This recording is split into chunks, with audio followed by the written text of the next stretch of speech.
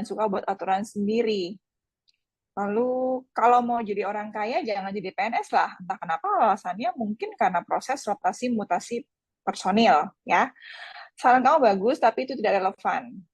Kalau nggak tahu nggak usah ngomong. Wah, ini jawabannya cukup dalam nih kayaknya. Ini ada unsur curhat colongan juga mungkin. Tapi terima Bawah. kasih teman-teman untuk responnya. Sudah berpartisipasi. Oh ya, tadi saya lupa memperkenalkan diri ya. Langsung ngomong aja.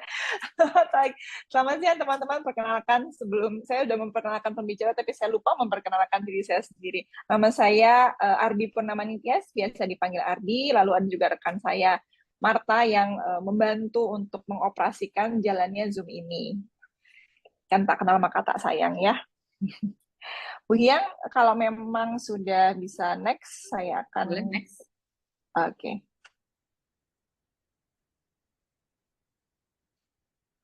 Nah, teman-teman sudah keluar di ininya, di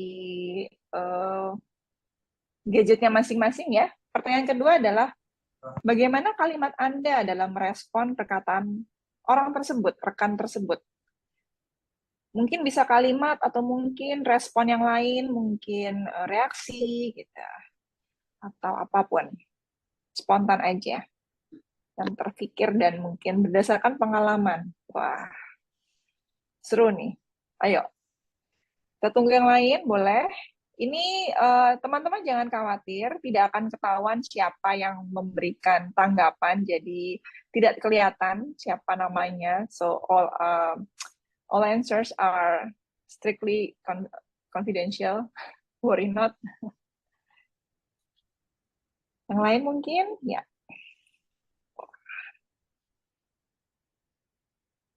Tiga orang. Nah, tadi ada 11 orang nih yang submit jawaban. Berarti ini pertanyaan kedua harusnya 11 orang juga ya.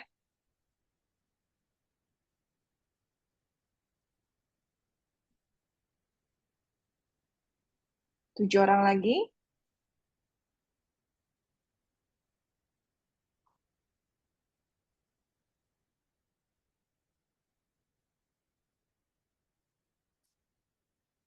Good, terima kasih. Oke.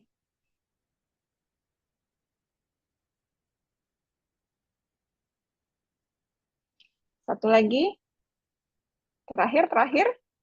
Oke, sambil menunggu saya bacakan ya. Jadi dari rekan-rekan responnya adalah yang pertama, paling gampang emang kalau menyalahkan orang lain. Lalu dia tidak mau mendengarkan. Siap Bapak, diperbaiki. Diam saja, karena statement rasanya lebih merupakan gimmick. Baik, terima kasih atas masukannya. Mohon arahan Bapak atau Ibu. Jawab dengan seadanya saja. Oke, Pak. Suka menyalahkan orang lain dan terlalu egois, nggak mau dengerin apa kata orang. Saya akan memperbaikinya. Apakah harus demikian, Bapak, Ibu? Wah, ini ternyata jawabannya lebih banyak dari yang pertama.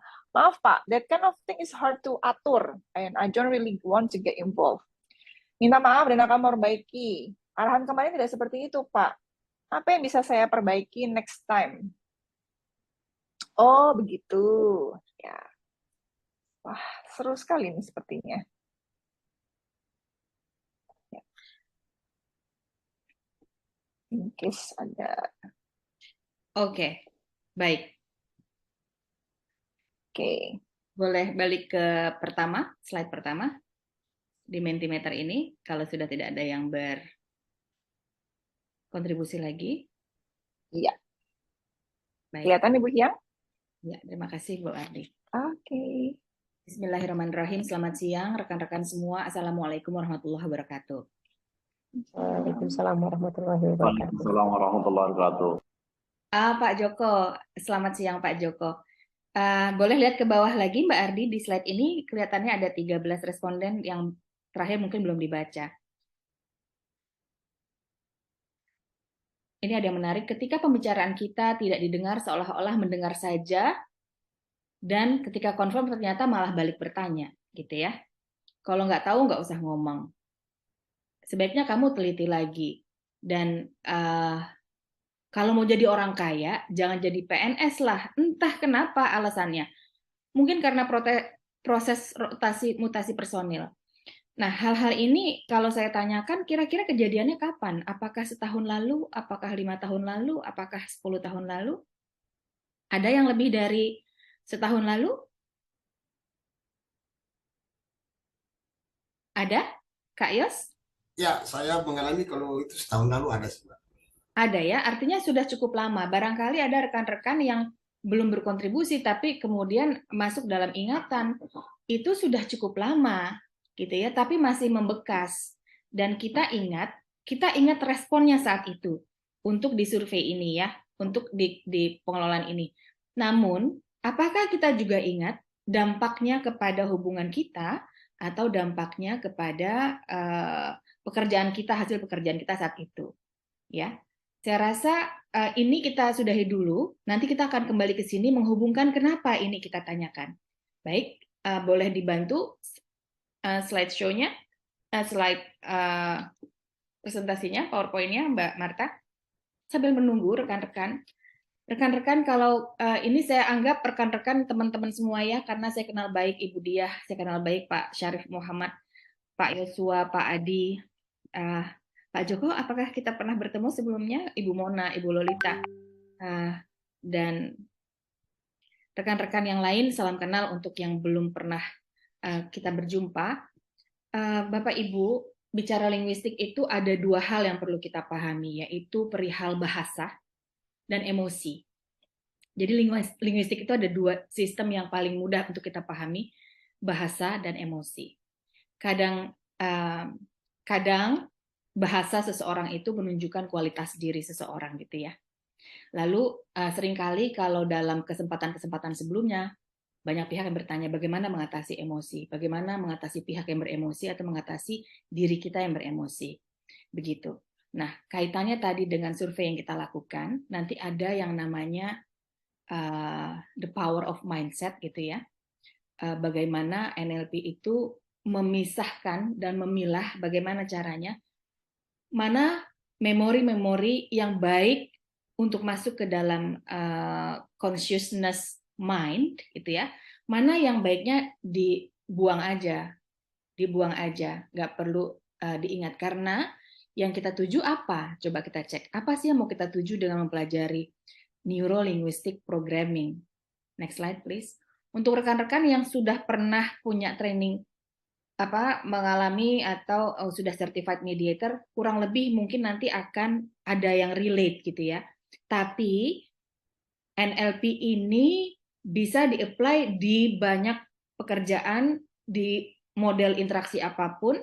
Dalam hal ini coba kita kotakin dulu untuk lawyers dan profesional yang bergerak yang bekerja atau berkarir di area yang nggak jauh dari situ gitu ya, nggak jauh dari aturan hukum, nggak jauh bertemu dengan orang lain dan sebagainya.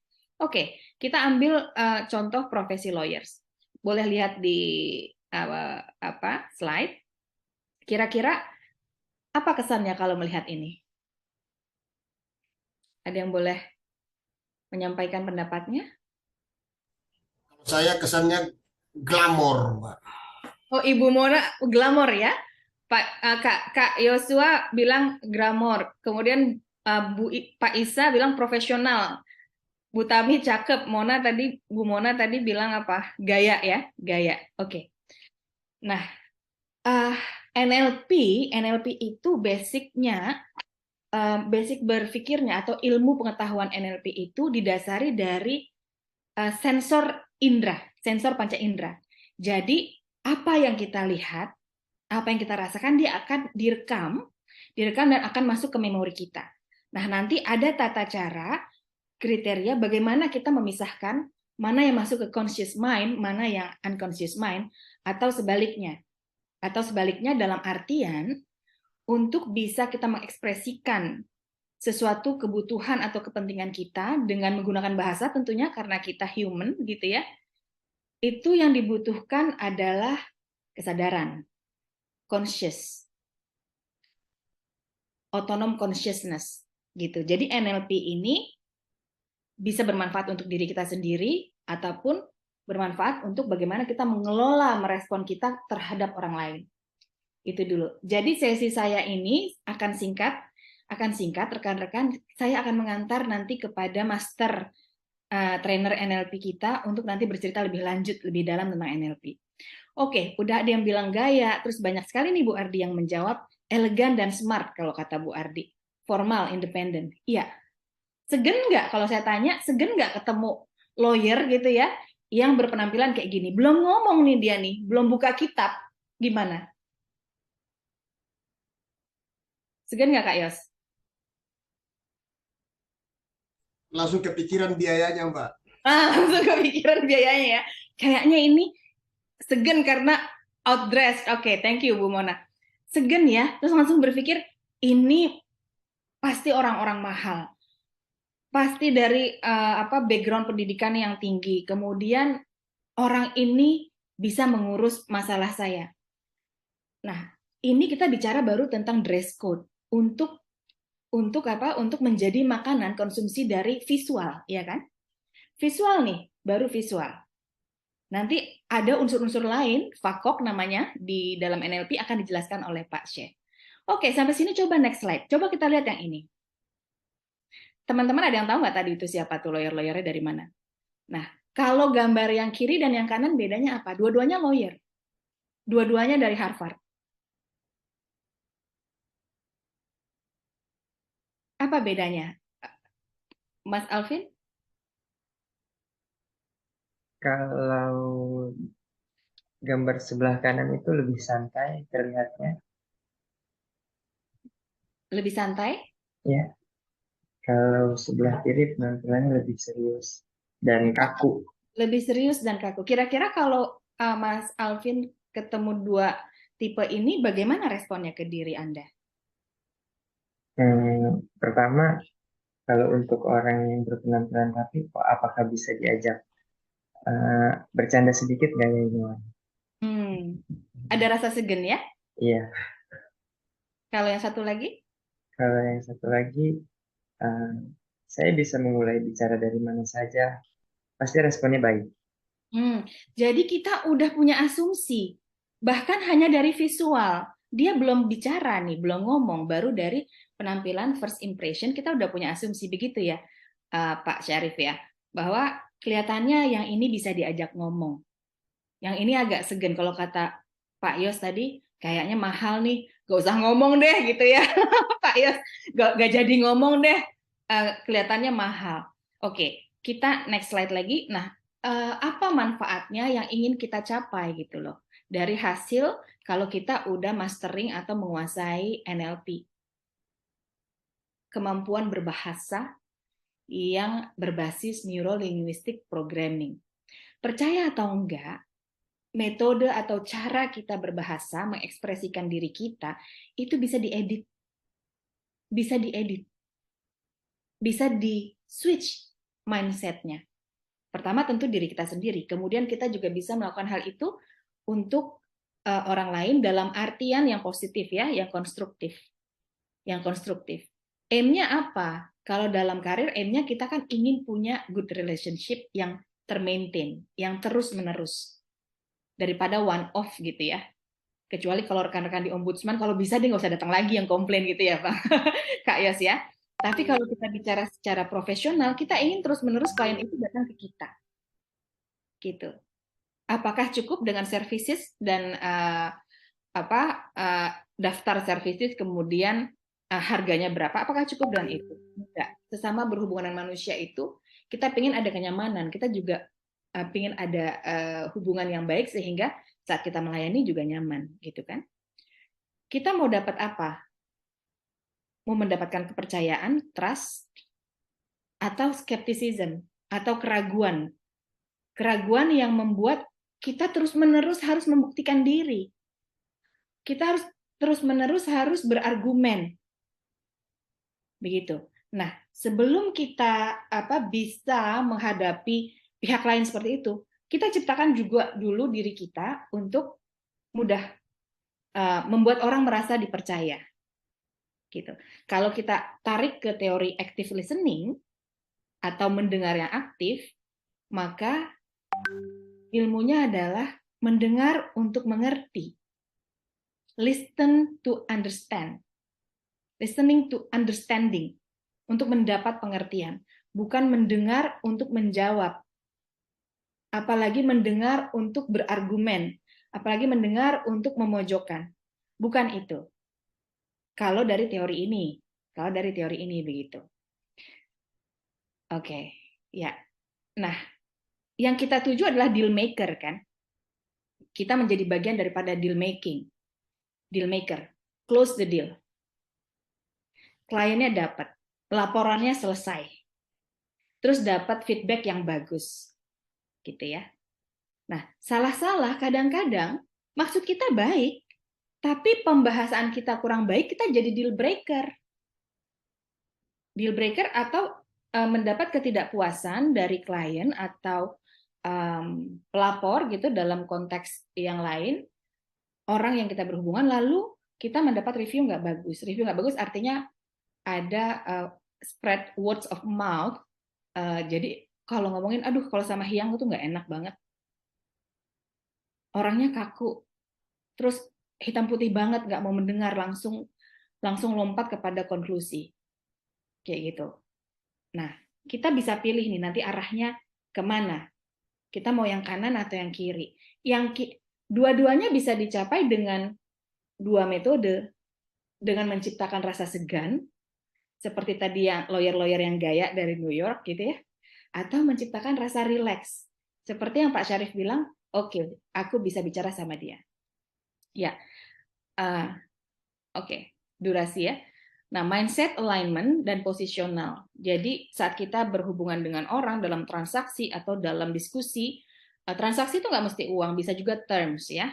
Term-term juga bisa ditransaksikan, artinya bisa ditukar, dikonsolidasikan. Kita perlu mindset alignment. Daripada kita bersikap posisional lalu bersikap normatif. Ya, nah, managing konflik itu yang kita mau daripada menjadi bagian daripada konflik. Nah, arahnya mau ke situ. Oke, next slide please. Kita akan percepat ya untuk hal-hal yang kurang urgent. Nah, ini pola komunikasi yang biasa terjadi. Seperti tadi menarik itu. Menarik tadi misalnya ada bahasa-bahasa yang negatif yang masuk ke kita, masuk ke sensor kita. Nanti di NLP ada namanya sensory acuity, gitu ya, masuk ke kita, kemudian kita merespon ada yang defensif, ada yang jadi diam, ada yang terima aja. Nah, itu nanti hubungannya sama karakteristik. Apakah kita orang yang akomodatif, atau yang kompetitif, atau yang analytical, gitu ya. Kalau siap Pak, baik, saya perbaiki. Nah, kelihatannya itu dari background apa tuh? Background yang memang birokrasi, gitu ya. Tapi di dalam diri kita nyaman nggak dibahasakan seperti itu, mendengar perkataan itu. Ini contoh komunikasi yang bisa terjadi, kamu tidak beretikat baik, karena kamu sudah melanggar hak saya. Jadi, belum mendengar, udah menjawab. Gitu. Belum tahu kenapa dia berpikir kita tidak beretikat baik. Hasil pekerjaan kalian tidak berkualitas. Kalau mau kualitas, lihat budget lah. Gitu. Untuk dijawab terus, dijawab. So, ini kalau dibiarkan bisa menjadi konflik. Next slide, please. Ya. Ada sudut pandang dalam kita berkomunikasi atau dalam kita berhubungan dengan orang lain, terutama terkait dengan karir gitu ya. Kita dengar dulu dan kita cari tahu dari sudut pandang ekonomi apa kepentingan dia. Dari sudut pandang hukum atau prosedural apa yang menjadi concern dia, kemudian dari sisi emosional apa. Nah, sisi emosional ini akan saya jelaskan di slide selanjutnya. Psikologis atau emosional ya, kembali ke linguistik tadi adalah bahasa dan emosi. Nah, dari sisi ini yang akan nanti diolah lebih lanjut di NLP. Human basic needs kita adalah untuk merasa dihormati, benar nggak? Merasa diperlakukan adil, merasa nyaman, ada otonomi, bisa terlibat dalam pengambilan keputusan, dan dilibatkan dalam kelompok. Dari pengalaman saya, rasanya kita perlu latihan terus-menerus untuk bisa mengekspos atau mengekspresikan ini kepada siapapun kita bertemu. Menghormati, being fair gitu ya, bersikap fair dan lain sebagainya. Kenapa? Hal ini nanti terkait sama neuro. Jika kebutuhan basic ini dan seluruh manusia sama, karir apapun, background apapun, profesi apapun, satu saja tidak terpenuhi, itu bisa menghijack akal sehat. Namanya amigdala hijack. Dan itu bikin transaksi atau diskusi atau hubungan itu jadi stuck. Nah, waktu stuck, kan nggak semua orang ekstrim, tapi bisa menghindar kan? Akhirnya kita nggak jadi terhubung. Yang kita mau kan bahasa yang kita sampaikan kepada seseorang dalam pekerjaan kita itu menghubungkan, menghasilkan, bukan menjauhkan atau membuat tidak produktif. Produktivitas itu yang kita cari. Next slide, please. Nah, ini tadi cerita tentang the power of mind, autonom consciousness. Kita perlu full conscious untuk bisa perform terhadap bahasa apa yang kita gunakan, bagaimana kita merespon, begitu. Ini kita ambil dari hasil riset, sains ini bisa nanti analogikan dengan analisa Pareto. Jadi memori-memori yang masuk ke sensor kita itu, kita bisa pilah dan bisa kita edit untuk masuk ke conscious mind, kita simpan di situ. Nanti ada pengkode-kodeannya, nanti Pak Syekh akan menjelaskan lebih lanjut. Nah, tapi semua tetap akan masuk ke dalam memori kita. Nah, mana yang kita anggap tidak terlalu penting atau tidak produktif, itu kita sisihkan. Jadi kita fokus di 12% di sini atau di Pareto itu di 20%. 20% kemampuan memori kita menyerap. Pilah, nanti lama-lama terlatih untuk memilah. Gitu ya. Next slide, please. Nantinya akan ada teknik-teknik. Saya sedang riset dan menyusun ada satu teknik ya Mbak Ium, Mbak Diah sama Pak Yos nih, mungkin udah pernah dengar atau belum. Jadi namanya adalah ilusi kendali, illusion of control. Siapa yang tidak suka mengkontrol situasi? Semua orang senang mengendalikan situasi, artinya semuanya terancang gitu ya, dan no surprises. Tapi kalau semua orang begitu, yang ada adalah benturan. Nah, caranya bagaimana? Building rapport supaya mirror tuh punya perasaan yang sama, terbangun chemistry, dan seolah-olah kendali itu ada di lawan kita. Karena setiap orang merasa, kebanyakan orang cukup nyaman, merasa lebih nyaman kalau punya kendali. Nah, itu bagaimana cara melakukannya? Oke, kalau bicara mirroring dan building rapport itu kalau secara sains itu namanya neuroresonance. Dan ini bisa dilakukan dengan bukan saja dengan verbal, tapi juga emosional dan juga intonasi suara mempengaruhi. Kalau udah chemistry kan apa aja enak ya, lebih nyambung gitu, lebih connected. Next slide.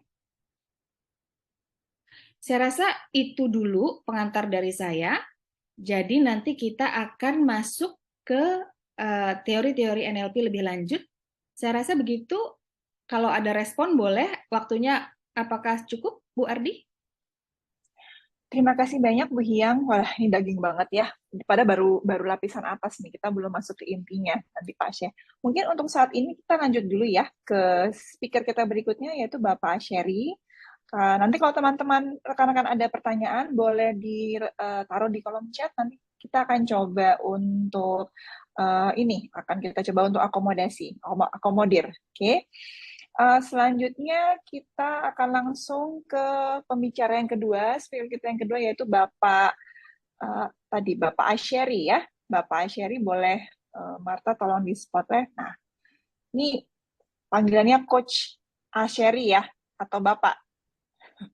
Silakan Bapak tanpa memperpanjang waktu dan tempat kami sediakan. Kalau memang sudah akan di-share materinya, tolong kami diinformasikan supaya kita bisa share screen. Terima kasih. Ya, baik, terima kasih Bu Ardi atas kesempatan yang diberikan dan juga kepada tim CLS ya. Center of Legal Studies, juga kepada Bu Hyang Miharja ya tadi yang sudah memberikan penjelasan.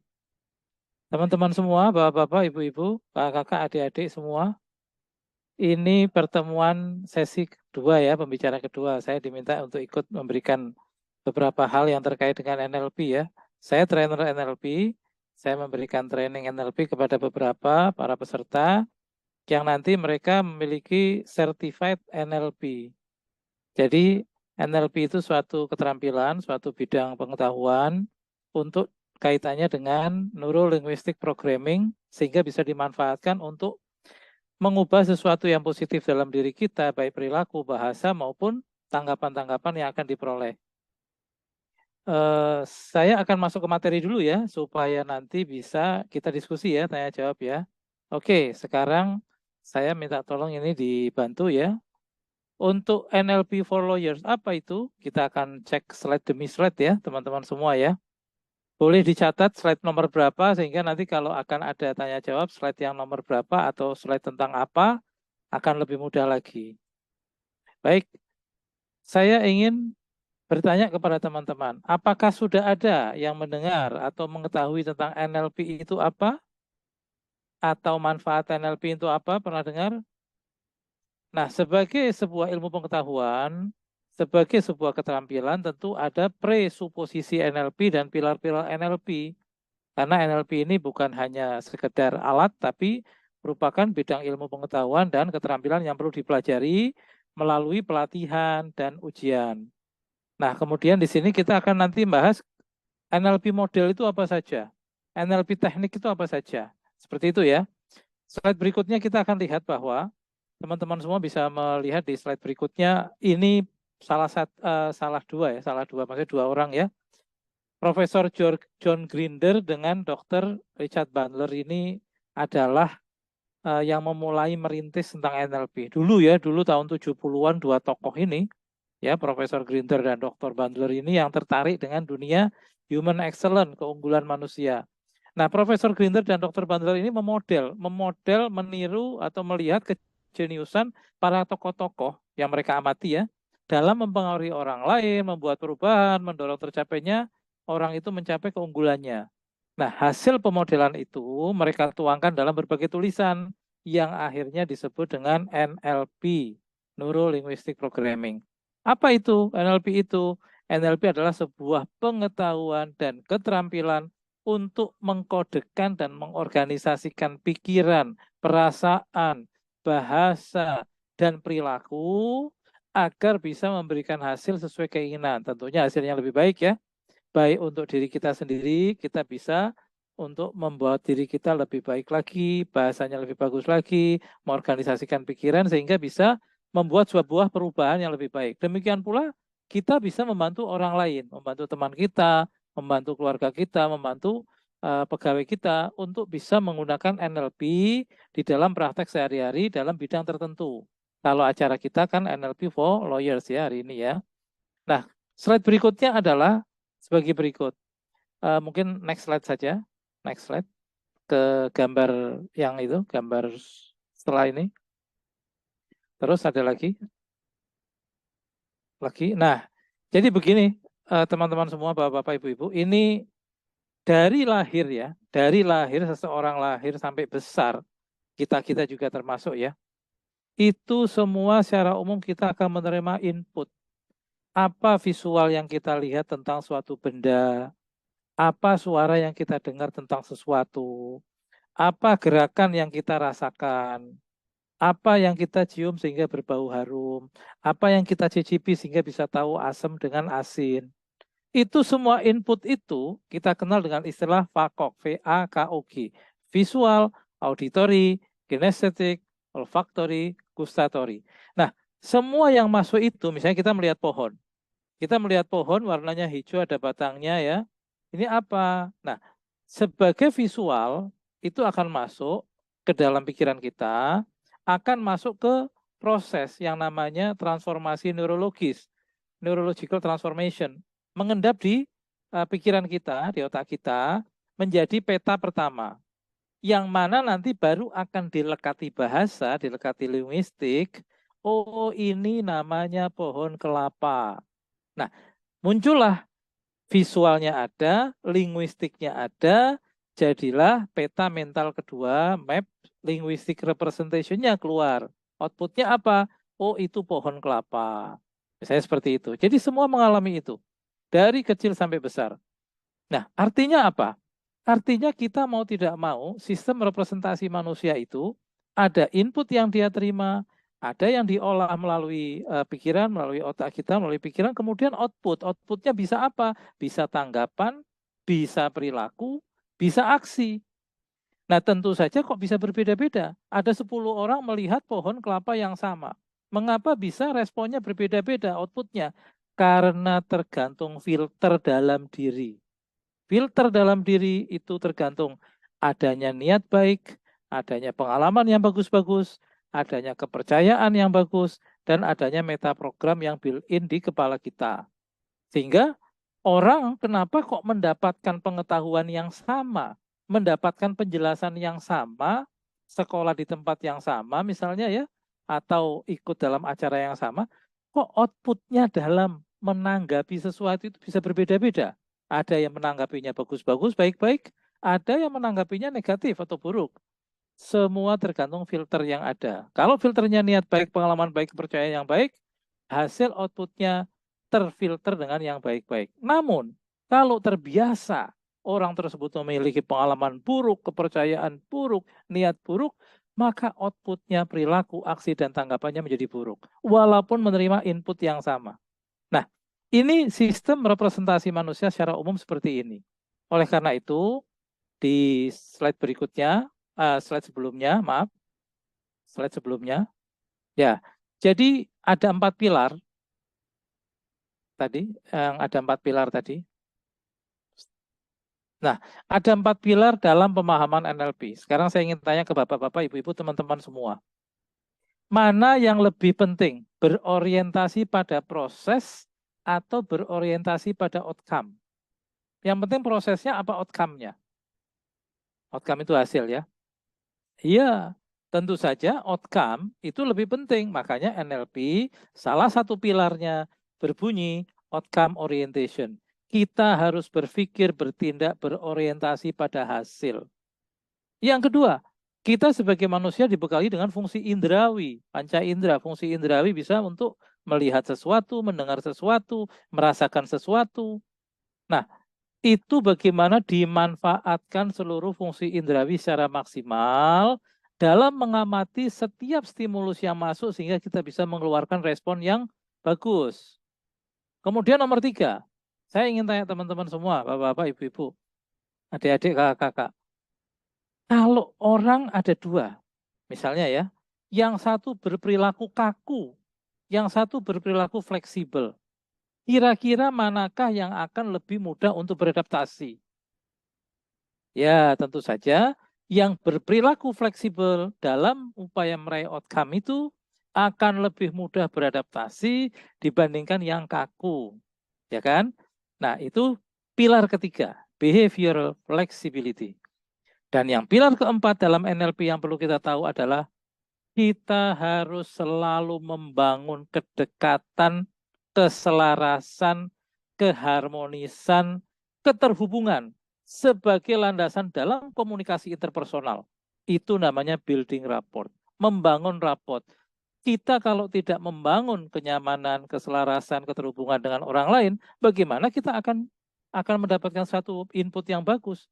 Saya mau tanya ke teman-teman semua, kalau orang tidak nyaman dengan kita, apakah orang tersebut akan cerita sampai ke isi-isi hatinya? Tentu saja tidak ya. Tapi kalau sudah nyaman, sudah ada keterhubungan, keharmonisan, kenyamanan, rapotnya udah baik, maka itu landasan dalam komunikasi interpersonal akan lebih menarik, akan lebih terbuka, pembicaraan akan lebih mengalir.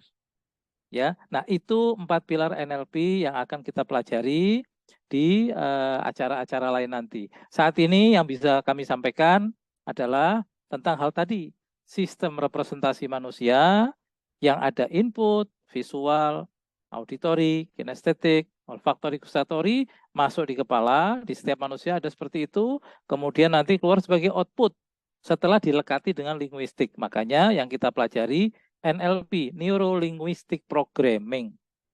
Programming berarti ada pemrograman di sana, ya. Nah, oleh karena itu dengan 4 pilar ini kita sekarang semakin tahu bahwa kita harus melakukan apa saja 4 ini. Apa yang harus kita pahami dengan NLP skill yang akan kita miliki? 1, outcome orientation. Berpikir dan bertindaklah berorientasi pada hasil. Yang kedua, pemanfaatan seluruh fungsi indrawi kita secara maksimal dalam mengamati sesuatu, dalam merespon sesuatu. Dan nomor 3, behavior flexibility. Berperilaku fleksibel supaya meraih outcome itu. Kita tidak boleh kaku. Dan nomor 4, building rapport. Membangun keselarasan, membangun keterhubungan, membangun keharmonisan sebagai landasan dalam komunikasi interpersonal. Nah, demikian yang bisa saya sampaikan sedikit tentang dasar-dasar NLP ini. Kalau ini diterapkan dalam bidang apapun, dan salah satunya NLP for Lawyers, maka apa yang kita lakukan sehari-hari dalam bidang kita sesuai dengan profesi kita akan terkait dengan berbagai hal tersebut. Di slide berikutnya nanti, setelah ini, ya ini apa saja yang akan kita bahas di dalam training NLP for Lawyer nanti dari hari Selasa yang akan datang. Sejarah NLP, definisi NLP, presuposisi NLP, pilar NLP, sistem representasi manusia, predikat dan submodalities, modal dan teknik dalam NLP, model bahasa dalam NLP, ada metamodel, ada Milton model, dan bagaimana membumikan NLP tersebut dalam praktek sehari-hari kita. Ya, nanti akan kita pelajari, dan jangan khawatir, next slide kita lihat. Tadi bapak-bapak lihat nggak, ibu-ibu lihat nggak, namanya Buyang di belakangnya ada sebutan Certified NLP for Lawyers, disingkat CNLPL, yang Miharja CNLPL. Ya, ada semua Ardi CNLPL. Ini sertifikat yang akan diperoleh apabila kita mengikuti pelatihan dan ujiannya. Dari mana ini? Dari CISO NLP Internasional bekerja sama dengan CLS IWR ya. Yang ada di logo itu kelihatan ya. Nah, oleh karena itu teman-teman semua apabila berminat nanti bisa bertanya lebih lanjut. Sekarang untuk materinya saya pikir sudah cukup, kecuali nanti akan ada tambahan dari tim CLS ya, dari panitia. Slide berikutnya ada lagi atau sudah cukup? Ya, thank you. Baik, sampai di sini yang bisa saya berikan sebagai pembicara kedua. Terima kasih banyak. Kita akan masuk ke sesi diskusi ya. Silakan. Baik, terima kasih banyak Pak Asyeri untuk sharingnya, sangat-sangat luar biasa dan menarik ya rekan-rekan semuanya. Selanjutnya kita masih ada waktu untuk sesi tanya-jawab. Ya, jadi kita akan buka kurang lebih 2-3 pertanyaan ya, Bu Hyang dan Pak Asyeri. Teman-teman boleh kalau memang mungkin bisa lebih cepat ya, misalnya kalau mau lebih cepat langsung menyampaikan pertanyaan, boleh langsung di-unmute aja. Langsung di-unmute, lalu boleh langsung bertanya kepada speaker kita nih, yang luar biasa nih. Kapan lagi nih bisa nanya langsung nih sama Coach Asyeri sama Ibu Hyang nih, pakarnya di bidang NLP, dan juga kalau Ibu Hyang mungkin juga pakar di bidang mediasi juga ya, karena beliau juga mediator gitu, tapi sudah terbiasa menggunakan teknik NLP juga untuk menyampaikan ide dan pemikirannya. Ini mungkin masih belum ada pertanyaan. Sambil menunggu mungkin saya boleh ya, saya nanya ya, berdasarkan pengalaman saya pribadi ya, Bu Hyang sama Pak Asyeri. Sambil nunggu. Jadi saya sebelumnya kan juga bekerja di suatu perusahaan ya. Saya juga pernah menjadi lawyer, maksudnya di sebuah law firm, dan juga menjadi in-house counsel di perusahaan. Nah, saya cerita aja yang sebenarnya pengalaman banyak sih, nanti malah curhat, jadi saya pilih salah satu aja nih yang paling sering dialami oleh in-house counsel, dan juga ini juga jadi pembahasan oleh teman-teman saya. Nah, peran lawyer atau peran bagian legal ya di suatu perusahaan itu kan kita sebagai support system nih, Pak Asyeri dan Bu Hyang.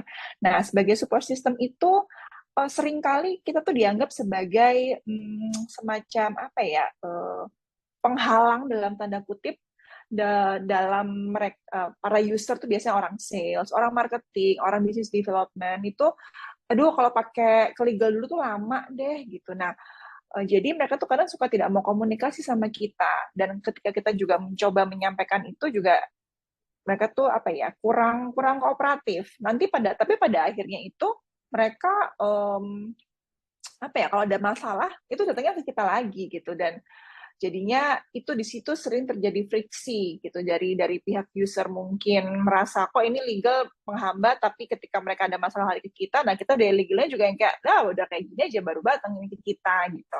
Nah, mungkin itu bisa nggak ya, dari kondisi seperti itu tuh mungkin kita menerapkan teknik NLP nih untuk mungkin menyelesaikan masalah yang terjadi kan sehari-hari ya. Begitu. Ya, baik. Jadi dari yang Ibu Ardi sampaikan, Ibu Ardi ingin lebih punya komunikasi yang lebih produktif gitu ya, lebih positif dengan rekan kerja, dengan kolega gitu, dan Ibu berharap bisa lebih Betul. diingatkan dari awal. Jadi Betul. punya informasi yang cukup untuk bisa Ya. berperan atau melakukan tugasnya. Betul. Ya. Sebenarnya itu yang saya sampaikan barusan itu adalah simple teknik dari kita mendengar dulu gitu. Mendengar dulu lalu mengkonfirmasi apa yang menjadi kebutuhannya sebelum nanti lebih lanjut lagi untuk alignment mindset dan mencari solusinya. Begitu. Itu contoh yang bisa saya respons. Nah, bagaimana ya kalau gitu bisa atau enggak jawabannya? Jawabannya tentu bisa. Nanti Pak Syah akan chip in gitu ya. Bisa. Jadi ciptakan dulu komunikasi dua arah. Kadang kita ini terhambat juga untuk menyampaikan isi hati kita. Boleh saya tahu dari situ Bu Ardi responnya bagaimana? Kata-kata apa yang disampaikan, instruksi atau kalimat yang disampaikan oleh kolega Bu Ardi pada saat itu, kemudian respon Bu Ardi gimana? Kata-katanya mungkin secara garis besar mereka mengatakan, Ibu Ardi tolong dong bantu, ini kita ada masalah nih sama supplier. Mereka tidak mau membayar tepat waktu gitu. Tapi perjanjiannya nggak ada gitu. Kurang jelas di perjanjian. Bisa bantu nggak untuk menyelesaikan masalah ini? Gitu. Nah, reaksi saya ya saya bingung loh. Perjanjian saya nggak tahu apa-apa. Kenapa saya maksudnya ya jangan semua beban yang dikasih ke saya dong. Itu mungkin reaksi awal ya. Ya, artinya kita bisa menjawab begini kan? Loh, saya nggak tahu apa-apa Bu. Dari awal dokumennya mana? Nggak ada. Kita bisa menjawab begitu kan? Dokumennya mana? Nggak ada. Materinya nggak cukup gitu ya. Itu kita bisa merespon itu respon yang memang apa adanya gitu ya. Atau kita bisa merespon maksudnya Ibu perlu ada perjanjian tertulis untuk transaksi ini dilakukan sekarang, walaupun transaksinya mungkin sudah diproses sebelumnya, gitu kan? Atau kita bisa merespon begitu. Lalu kita kan merasakan kesulitan ya, Bu Ardi ya, karena waktu, karena diburu-buru, karena kurang dokumen gitu ya. Ada satu simple method dengan bertanya saja. Simple pertanyaan seperti, how am I supposed to do that? Bagaimana saya bisa melakukan itu? Ajak dia berpikir, untuk dia juga membantu kita, untuk membantu dia. Gitu. Kalau dari teknik komunikasi bisa dilakukan seperti itu. Itu contoh saja. Make sense nggak? Boleh direspon. Make sense. Oke, make sense. Dan betul juga ya, jadi kita juga tidak merasa bebannya diri kita semua, tapi kita bersama-sama melakukan hal itu gitu dengan just by using a simple question. Ya. Nah, kalau dari sisi NLP bagaimana nih Pak Sherry? Ya, baik. Terima kasih. Nanti kita akan bahas ya setelah ini, tapi tampaknya Ibu Dia Suryaningrum sudah ada raise hand ini, jadi nanti barangkali berkaitan ya. Saya sapa teman-teman dulu ya, tadi saya belum menyapa satu-satu. Saya baca ya, dari atas ya ini ya. Ibu Dia Suryaningrum, kemudian Adi, Mr. Adi, Alvira Work, Anissa Fauzia, Ardelia, Arya Putra, Dela, Dini Wulandari. Ya saya panggil satu-satu begini ya. Gina Nur Afifah, Absen. Ide Raunas, Isa Gustiono, Joko S, Kurniawati, Lolita, Mariadin, Meliana, Mona, Muhammad Bakir, Muhammad Burhan, Nina, Nita, Pak Sarif, Tami, Yosua. Kemudian udah ya, oke. Teman-teman saya sudah sapa semua ya. Sekarang kita ke Ibu Diah, mungkin dibantu Ardi ya. Boleh, ya silakan Ibu Dia, langsung di-unmute, disampaikan Oke, aja pertanyaannya.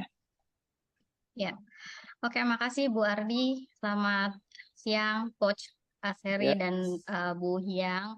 Ketemu lagi tahun lalu yang menguji ujian mediasi saya kebetulan Coach Aseri gitu. Oke. Alhamdulillah lulus. Alhamdulillah ya. Alhamdulillah lulus. Iya. Sip. Alhamdulillah. Oke. Ya, ini izin mau bertanya ya. Kebetulan bukan lawyer, tapi mirip-mirip lah pekerjaannya begitu ya. Saya asisten ombudsman juga bareng kakak Yosua.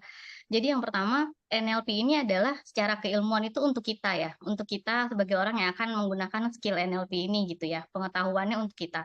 Tapi penerapannya adalah untuk orang lain. Kan begitu ya kalau tadi dari yang kami dengarkan begitu. Nah, pertanyaannya kan tadi perlu ada komunikasi dua arah. Nah, bagaimana apakah NLP ini mungkin kalau sudah advance bisa diterapkan di semua situasi ya, tapi ketika misalnya bicara situasi atasan dan bawahan. Ketika kalau tadi dibilang ada komunikasi dua arah, tapi kalau bicara dengan orang yang direktif misalnya yang isinya perintah, tidak mau dengar, bosi dan sebagainya, lalu pintu masuknya dari mana nih NLP-nya? Karena terlihat tidak akan ada dialog gitu. Nah, sementara mungkin ya sebagai bawahan kan perlu juga ya bisa mengungkapkan ide begitu dan sebagainya gitu. Tapi seolah tidak terjalin. Nah, ini tipsnya yang mulai masuk NLP-nya dari mana dan apakah bisa efektif diterapkan dalam hubungan antara dua pihak yang tidak setara mungkin dalam hal ini. Mungkin demikian dari saya, makasih. Oke, terima kasih Ibu Dia. Saya jawab langsung ya Bu Ardi. Ya, oke. Kita minta dibantu slide yang tadi, slide saya yang judulnya definisi NLP, tolong dibantu di share lagi. Baik, Bu Dia Suryaningrum ya dan teman-teman lain. Kita lihat slide kedua tadi yang sempat terlompati ya. Di awal tadi ada terlompati, kita lihat dulu definisinya. Setelah histori, definisi. Jadi definisi NLP itu kan ada 3 kata utama ini. Neuro, linguistik, programming. Neuro itu apa? Sistem penyaring mental yang unik yang dimiliki oleh manusia untuk memproses jutaan data yang diperoleh manusia melalui panca indera. Dari gambar yang dia lihat, dari suara yang dia dengar, dari sensasi rasa yang dirasakan misalnya di kulit atau di tangan, itu semua masuk diolah jutaan data itu menjadi peta mental pertama, internal map. Ya. Yang kedua, dilekati dengan bahasa. Oh, ini gambar ini, oh ini suara itu, oh ini sensasi rasa maksudnya begini. Kenapa? Memaknai secara pribadi informasi dari dunia luar tersebut dengan dilekati linguistik bahasa tersebut menjadi peta mental kedua, namanya linguistic map. Gunanya apa? Internal map dan linguistic map yang ada dalam setiap manusia ini untuk programming, untuk bisa melakukan pemrograman sehingga bisa memberikan respon dalam bentuk perilaku yang terjadi dari hasil bekerjanya dua mental tersebut, dua peta mental itu. Nah, artinya semua manusia memiliki. Nah, NLP itu adalah sebuah pengetahuan sebagai sebuah alat untuk yang kita bisa pelajari untuk meningkatkan excellency, untuk meningkatkan keunggulan. Terutama nomor 1 untuk diri kita dulu. Kita mempelajari ya untuk diri kita dulu. Seorang certified NLP, maka certified NLP practitioner dalam bidang tertentu, maka dia akan menempatkannya untuk dirinya sendiri dulu, merubah menjadi arah lebih baik, lalu dia bisa membantu orang lain dengan yang dia miliki pengetahuan itu dan miliki teknik-teknik itu. Nah, sebagai contoh, mari kita bersama-sama semuanya, ini contoh saja ya. Coba kita merem itu apa ya? Matanya ditutup, ya kita coba ya. Menutup mata, dengarkan kata-kata saya, ya. Semua kita menutup mata, dengarkan kata-kata saya. Pertama, coba bayangkan di hadapan kita saat ini ada diri kita yang sudah semakin berubah, semakin baik. Jadi saat ini di hadapan diri kita, bayangkan ada diri kita yang sudah berubah menjadi semakin baik dengan outcome yang kita inginkan. Masing-masing silakan membayangkan outcome-nya apa, hasil apa yang sebenarnya ingin dicapai di yang akan datang. Ada yang ingin menuntaskan sekolahnya, ada yang ingin menyelesaikan suatu problem yang dialami. Coba bayangkan di depan kita itu adalah diri kita yang sudah menyelesaikannya, diri kita yang menjadi lebih baik. Pelan-pelan kita berjalan, masih merem ya, masih tutup mata, kita berjalan pelan-pelan ke depan, kita masuki diri kita yang baru itu, kita menjadi diri kita yang baru yang penuh harapan itu. Coba kita merasakan bahwa terjadi perubahan yang sangat besar, sangat bagus. Yang tadinya tidak pernah ketemu dengan orang tua kita, ternyata kita ketemu diri kita yang lebih baru, lebih bersilaturahmi kepada orang tua. Atau kita yang waktu itu mau menginginkan sebuah pekerjaan, ternyata kita sudah menjadi sesuatu yang positif lagi. Ada yang keributan kecil, keributan di keluarga atau di mana, sekarang kita menjadi lebih baru, yang kita masuki diri kita yang sudah semakin baik, semakin bagus. Kita di situ dulu, kita rasakan. Kita pahami bahwa kita menjadi behavior yang baru. Kita punya new behavior. Kita punya perilaku yang baru dengan diri kita yang baru. Sudah? Sekarang kita ingat-ingat diri kita yang baru tersebut. Sekarang kita mundur kembali ke diri kita yang lama. Yang tadi barusan. Kita mundur pelan-pelan. Kita keluar dari diri kita yang baru. Keluar sehingga kita melihat diri kita yang baru di depan kita. Sedangkan kita di sini sudah. Nah, sekarang kita buka mata. Oke. Apa yang kita rasakan di diri kita yang baru tadi? Itu adalah outcome yang kita ingin raih. Kita harus meraih outcome itu dengan menggunakan beberapa pilar. Yang 4 tadi, kita harus outcome orientation untuk menuju ke sana. Kita harus menggunakan semua panca indera kita, memahami orang lain dengan lebih baik, memahami diri kita dengan lebih baik. Kemudian kita bisa menggunakan behavior flexibility, kita harus fleksibel berperilaku untuk menuju outcome itu. Dan yang keempat, apa? Building rapport. Kita harus selalu memberikan keselarasan, keharmonisan, bahkan terhadap diri kita. Apalagi juga nanti untuk orang lain ya. Nomor 1, outcome orientation, berpikir, bertindak, berorientasi hasil. Nomor 2, pemanfaatan seluruh fungsi indrawi secara maksimal.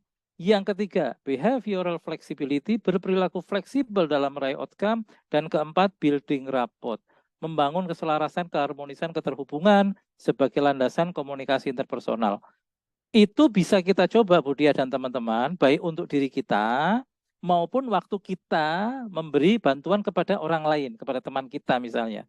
Siapapun, di keluarga kita ada anak, ada keponakan, atau teman kita, sahabat kita, atau di kantor ada kolega kita, ada pekerja lain, teman-teman kita.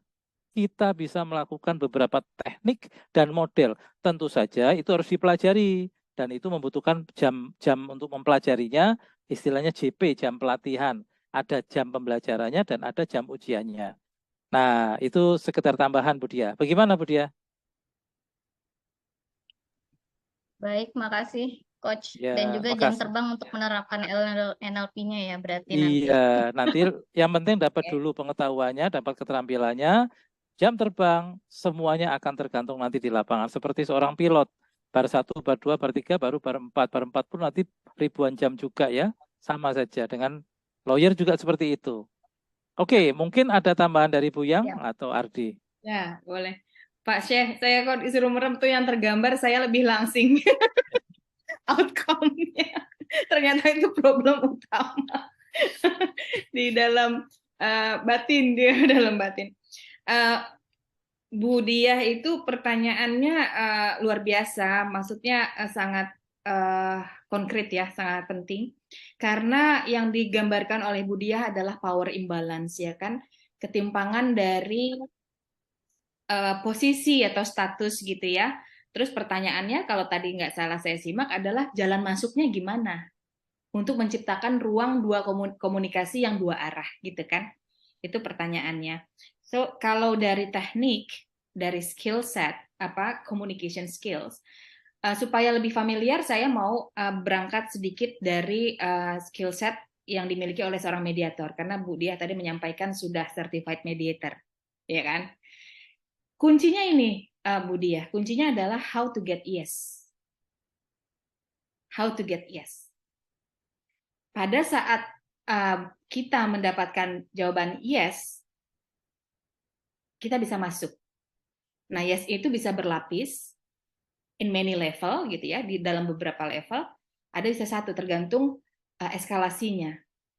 Nah, sekarang kalau saya mau ini balik ke Bu Diah, mau konfirmasi balik, kira-kira dalam situasi itu apa yang bisa didapatkan oleh Bu Diah untuk mendapatkan yes dari kolega ini? Bagaimana caranya dari yang sudah punya nih, dari skill set yang udah ada? Apa senjata yang bisa dipakai? Mungkin bertanya apa yang dia tahu atau dia suka gitu. Bertanya bagus, tapi bertanya kan akan menjadi komunikasi dua arah, ya kan? Karena dari pertanyaan ada jawaban, ada respon, gitu kan? Nah, kalau saya boleh kasih tips, sebelum sampai ke posisi atau sampai ke momen bertanya, kita mendengar dulu. Kita mendengar dulu, dan dari yang kita dengar, upayakan kita dapat yes, kita kasih respon, lalu dapat yes dari dia. Seperti tadi saya contohkan sama Mbak Ardi, saya mengulang aja sebenarnya. Tanpa teknik yang khusus, hanya paraphrasing. Kalau di mediasi itu paraphrasing. Iya. Nah, perhatikan nggak tadi? Ini nggak ada bukan skenario nih sama Bu Ardi tadi. Iya, iya, iya. Iyanya itu dia akan kalau kita perhatikan body language-nya akan lentur gitu, akan makin relax. Gitu. Kalau dari misalnya wajahnya nggak enak, kasih instruksi terus keras banget, berarti ada emosi kan. Nah, kalau emosi, bagaimana kita merespon emosi? Saya boleh cerita, ini pertanyaan bagus, bagaimana masuknya? Saya pernah dalam situasi Bu Diah, jadi dengan... Bu Hiang, maaf, motong. Bu Hiang, mungkin 1 menit lagi ya. 1 menit lagi. Karena ini sudah agak lewat, jadi mungkin waktunya 1 menit lagi ya. Thank you. Oke. Ada pernah dalam situasi potensial klien gitu, orang asing. Dia nggak mau melihat kita, calon mediator waktu itu. Bukan lagi tidak ada komunikasi, bahkan dia nggak mau melihat. Bagaimana jalan masuknya supaya tercipta komunikasi dua arah? Ternyata simpel aja. Kita lihat gesturnya, body language-nya, lalu kita ungkapkan, kita kasih feedback. Kelihatannya Anda merasa kurang nyaman. Lalu dia akan dari situ dia bisa bilang iya atau dia bisa menyetujui tanpa bilang iya. Lalu body language-nya berubah dan ternyata itu nggak ada hubungannya sama kita. Kadang-kadang kita berasumsi jangan-jangan kita salah nih atau kita nggak memuaskan dia. Ternyata dia punya pikiran lain dan itu nanti bisa jadi jalan masuk. Kalau udah dapat yes, let's talk gitu. Saya rasa itu Bu Diah lagi merimain kembali kira-kira teknik yang mana yang bisa digunakan, tapi kuncinya itu how to get yes. Saya rasa itu. Terima kasih Bu Ardi dan Bu Diah. Oke, terima kasih. Terima kasih Bu Diah untuk pertanyaannya. Ini karena keterbatasan waktu dan kita sudah lewat ya, mestinya kan tadi sampai 14.30, tapi karena materinya sayang sekali, pertanyaan bagus saya harus dilewatkan. Jadi ini intinya adalah dalam menerapkan ilmu NLP ini kita juga harus dilatih untuk bisa mendengar ya, so listening gitu, dan lalu menciptakan komunikasi juga dua arah. Dan NLP ini sebelum kita mencoba menerapkan ke orang lain, kita harus bisa menerapkan untuk diri sendiri. Tapi gimana nih caranya ya? Nanti kalau mau tahu lebih detail, ikut trainingnya aja. Kita tunggu kabar lebih lanjut dari kita bisa lihat di ini nanti di Instagramnya EIRCLS, dan juga nanti kita juga akan kirimkan informasi ke rekan-rekan Bapak Ibu yang hadir di sesi hari ini ya. Jadi jangan lupa untuk mengisi ininya dulu, mengisi form absensi. Nah, sebelum kita sudahi, boleh ya kita sesi foto dulu. Marta mungkin boleh dibantu untuk ini mungkin pembicaranya dulu nih, pembicara sama mungkin moderator di foto dulu mungkin, atau pembicaranya aja boleh. Bertiga dulu, lalu habis itu teman-teman boleh semua on cam yang bisa. Marta bisa dibantu untuk difoto dulu. Ini bertiga, saya dan para pembicara. Baik, Pak Syed, Bu Hyang, dan Bu Ardi. 1, 2, 3. Oke, teman-teman yang lain. Oke, teman-teman untuk yang sesi lain foto boleh. bersama. Senyum Kak Boleh Yos. on cam.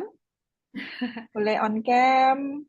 Kalau ada pertanyaan lebih lanjut gimana Bu Ardi? Boleh email atau apa nanti? Oh iya, kalau misalnya nanti ada pertanyaan lebih lanjut, nanti boleh di email aja, dikirimkan ke panitia.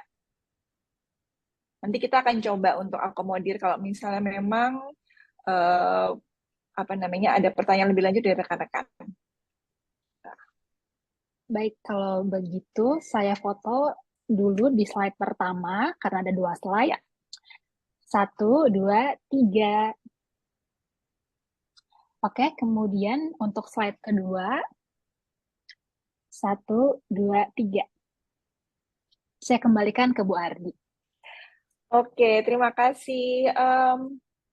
Karena sudah pukul 2.45 dan saya yakin juga rekan-rekan juga pasti masih banyak kesibukan. Saya izin untuk menyudahi sesi hari ini. Terima kasih sekali untuk Coach Asyeri, terima kasih sekali untuk Ibu Hian, dan terima kasih juga untuk rekan-rekan, Bapak Ibu yang sudah menyempatkan hadir, menyediakan waktu untuk kami semua. Mungkin boleh di-unmute, kita saling dada-dada sebelum kita sudahi sesi hari ini. Terima kasih semuanya untuk waktunya. Thank you. Terima kasih, Mbak. Sampai jumpa lagi. Terima kasih. Kasih waktu berapa semua. menit, Marta, jangan di-end dulu, biar ini ada rekan-rekan dari jauh nih, pengen ngobrol nih Kak Yos, gimana kabarnya? Bu Im, gimana kabarnya? Ditunggu di Kupang, Mbak. Itu jauh sih soalnya. Pak Syekh nih rekan-rekan kami dari Ombudsman Ibu Dia sama Ibu Yos. Oh, Bu Dia udah pernah ketemu Pak Syekh ya? Ya, selamat berjumpa ya teman-teman yang baru ketemu nih. Senang sekali nih bisa ketemu. Sama Pak, terima kasih banyak. Siap. Sukses selalu. Sama-sama. Terima kasih banyak Pak. Iya, Terima sama-sama kasih ya. semuanya.